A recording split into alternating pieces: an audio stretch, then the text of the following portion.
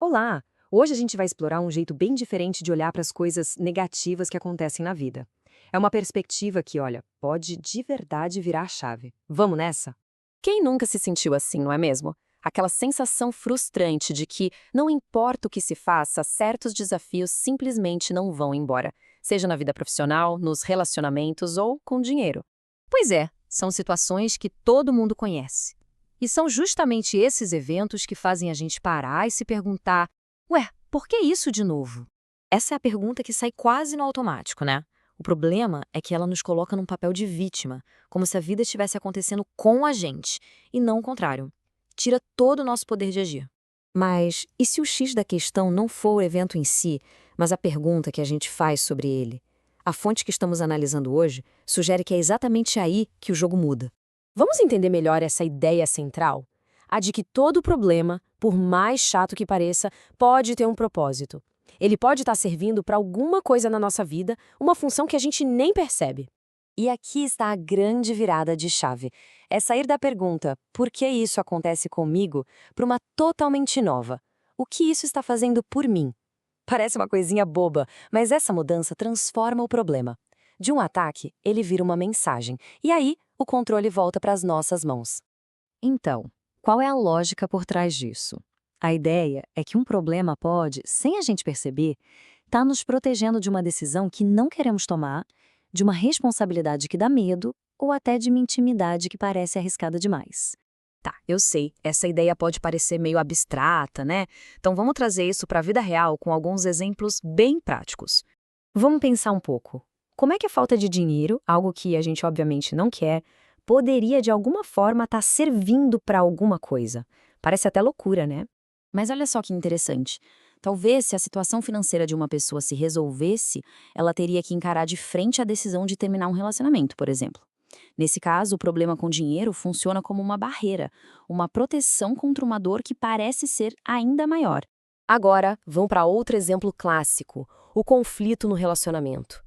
Viver brigando é exaustivo, todo mundo sabe. Mas e se essas brigas também tiverem uma função escondida?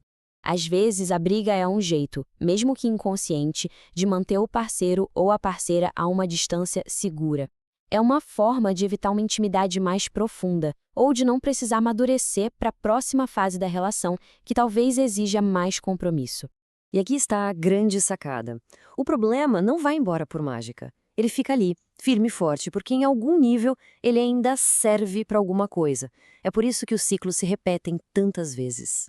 Ok, mas por que é tão difícil simplesmente acabar com o problema? Para explicar isso, tem uma analogia que é, olha, perfeita. É super claro, né? A gente sabe que a febre não é a doença. É só um sinal de que algo está errado.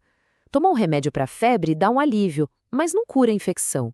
O ciclo só acaba de verdade quando a gente vai lá e trata a causa. E é exatamente isso que acontece com os nossos problemas. Tentar consertar a falta de dinheiro ou parar de brigar sem entender o porquê daquilo existir é a mesmíssima coisa que tomar um remédio para a febre e ignorar a infecção.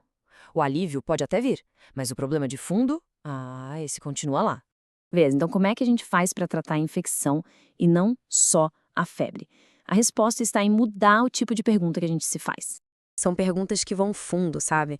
Elas forçam a gente a olhar para aquilo que o problema nos poupa. Talvez seja uma conversa difícil que precisa acontecer, um risco que precisa ser corrido, ou simplesmente a necessidade de crescer.